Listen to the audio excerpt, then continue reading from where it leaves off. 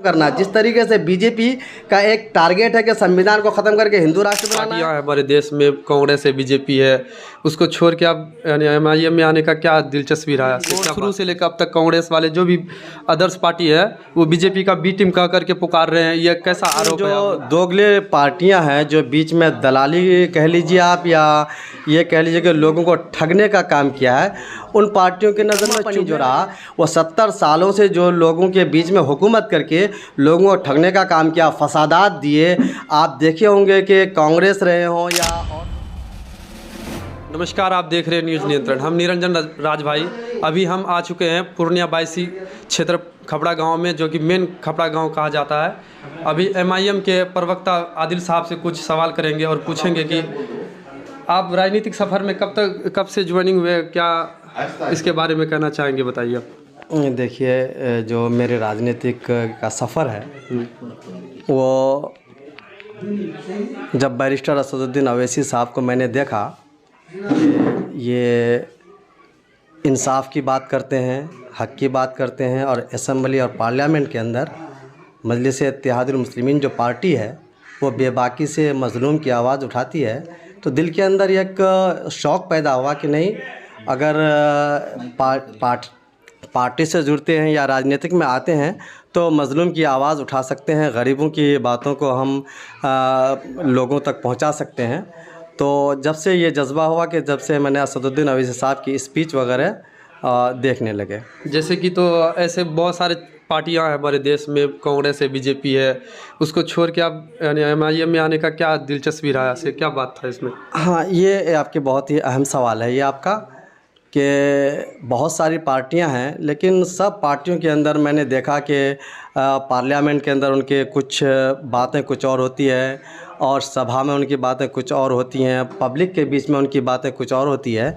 लेकिन मजलिस-ए-इत्तेहादुल मुस्लिमीन के जो राष्ट्रीय सदर जनाब बैरिस्टर असदुद्दीन अवैसी साहब हैं, मैंने उनको देखा कि उनकी जो स्पीच पार्लियामेंट के अंदर होती है, वो सभा के अंदर होती है, वो आवाम के बीच भी होती है, मतलब उसके अंदर एक सच्चाई और ईमानदारी मैंने देखी, इसलिए एमआईएम को मैंने ज्वाइन किया। कहा जाए कि आप बीजेपी का बी टीम है, जैसे कि एमआईएम को शुरू से लेकर अब तक कांग्रेस वाले जो भी अदर्स पार्टी है वो बीजेपी का बी टीम कह करके पुकार रहे हैं, ये कैसा आरोप है आप लोग पर? इसके बारे में क्या आप कहना चाहेंगे? देखिए, क्योंकि दरअसल बात है कि एमआईएम जो है ये एक उभरता हुआ एक पार्टी है, उभरती हुई एक पार्टी है जो काफ़ी तेज़ी से लोगों के बीच में मकबूलियत हो रही है। और इन जो दोगले पार्टियां हैं जो बीच में दलाली कह लीजिए आप, या ये कह लीजिए कि लोगों को ठगने का काम किया है, उन पार्टियों की नज़र में चुभने लगे हैं हम, क्योंकि हम मज़लूम की आवाज़ उठा रहे हैं और वो मज़लूम के क्या नाम कहते हैं कि मज़लूम के साथ नहीं हुआ करते थे और गरीबों का साथ नहीं दिया करते थे। तो एमआईएम जो है वो मज़लूम की आवाज़ बन कर के आई है, मज़लूम की बातों को उठा रहे हैं। उन लोगों के निकम्मापनी जो रहा वो 70 सालों से जो लोगों के बीच में हुकूमत करके लोगों को ठगने का काम किया, फसादात दिए। आप देखे होंगे कि कांग्रेस रहे हों या और दूसरी पार्टियां रहे हों, फसादात आप देख रहे होंगे कि बहुत सारे फसाद, मेरठ का फसादात, मुजफ्फरनगर का फसादात, भागलपुर का फसादात, ये सब दिए हुए हैं वो।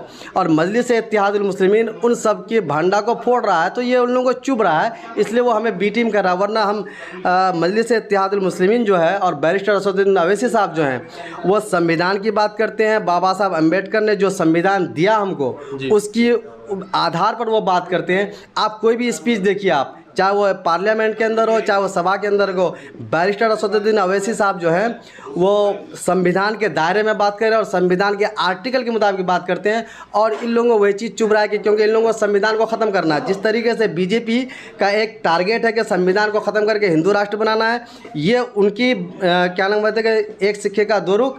ये कांग्रेस, अदर पार्टियाँ, ये लोग भी क्या नाम कहते हैं संविधान को मिटाना चाह रहे हैं। इसलिए बैरिस्टर असदुद्दीन अवैसी साहब की जो संवैधानिक बात होती है उसको ख़त्म करने के लिए ये बीजेपी की बी टीम में कह रहे हैं। इससे परवाह नहीं, वो बीजेपी की बी टीम कहे या कुछ कहे, हम लोग एक मिशन लेकर के चले। मजलूम, गरीब, दलित, आदिवासी जो मजलूम लोग हैं उसकी आवाज़ हम लोग उठाते आ रहे हैं और उठाते रहेंगे। अगर ऐसी ही बात थी कि बीजेपी का बी टीम नहीं है तो आप इंडिया अलायंस का जो अभी गठबंधन हुआ है, सारे पार्टी एक तरफ हुए हैं, तो आप अवैसी साहब क्यों नहीं इसमें ज्वाइनिंग हुए?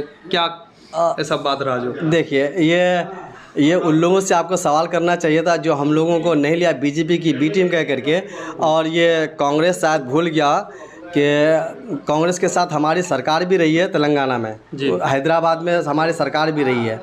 और चलिए, अगर इनको लगता है कि हम बीजेपी का बी टीम है तो इसको लगे, उसके लगने से हमें फ़र्क नहीं पड़ता है।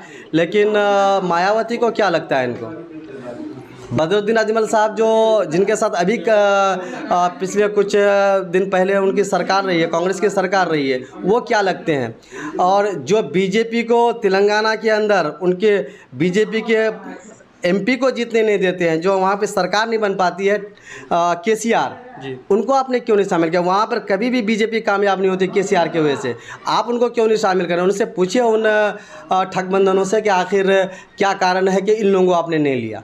चलिए हम सीमांचल की बात करते हैं। सीमांचल में इतना बदहाली है, आए दिन अगला चुनाव जो अभी पीछे चुनाव गई है उनमें से हम लोग अवैसी साहब को बहुत ही सपोर्ट किया जनता यहाँ की। उसके बाद 5 विधायक जीत के आए हमारे विधानसभा में, फिर कई दिन के बाद रहने के बाद वो आरजेडी में चले गए। इसके बारे में क्या नाराज़गी है आपको? देखिए, नाराज़गी तो यकीनन नाराज़गी होगी, क्योंकि आवाम ने यहाँ पे बड़ी एक फ़िक्र से, एक सोच से इन लोगों को जिताया था कि सीमांचल की बदहाली को ये लोग दूर करेंगे।